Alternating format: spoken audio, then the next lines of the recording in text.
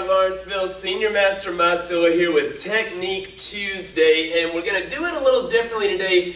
Instead of a technique, I actually want to go through a stance, the front stance, and the details on that, and we're going to present it in a little bit of a different method than what you normally hear me say, but another way, kind of a second option of how to think about it in order to see if we can get a little bit better improvement on that front stance. So, you've heard me say plenty of times, front knee bent, back leg straight, all 10 toes facing forward, feet should be diagonal. Now, that means front knee bent,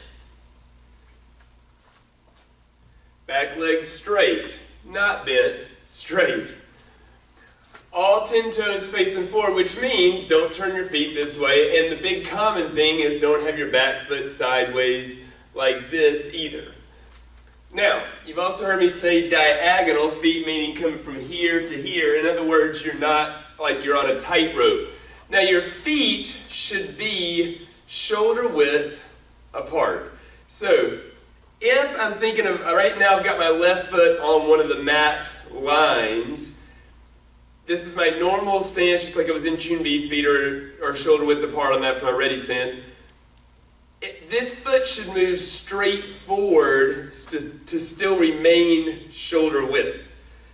I don't want to move my foot over in front, nor do I need to widen it. The other common thing that people like to do with the front stance is make it super wide. I don't want it super wide either. Moving that foot straight forward. So you start off in your Chun Bi stance position, and the foot moves straight in order to have feet diagonal, proper width, and so on. Now, it's about 4 foot lengths long. If you're measuring your foot, if you multiply that times 4, that's how long your stance should be. That's kind of a general thing. For some kids, especially for kids that are maybe anywhere from 11 to 14 years old, and they're having that growth spurt, that might not be accurate, because I know that there are kids that I'm taller than, but they have bigger shoes than me, because eventually they're going to be about 6'5", but at the moment they're not. So it's a little bit misleading, but it's a good ballpark figure to have. Now, the last thing I want to talk to you about is this. All 10 toes facing forward. There's another way to view that. Both heels back. And here's why I say that. When we step, the problem that happens a lot of times is we step for a high block. We want to twist, or a high block, or a low block, or an outer forearm block, what it is we're going to do. We're going to twist, so we set our body up so that we can then twist.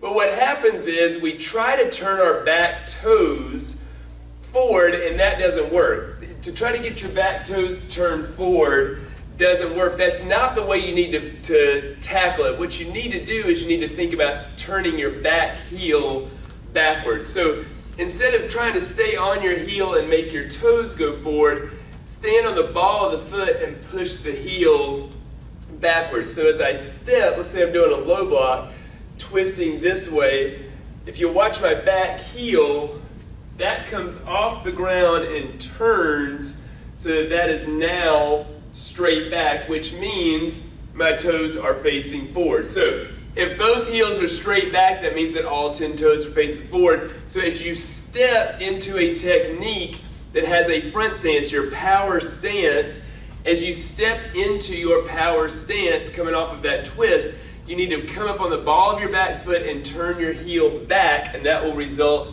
in your toes facing forward. So that's our Technique Tuesday. I'm looking forward to seeing better front stances, better power stances on the mats.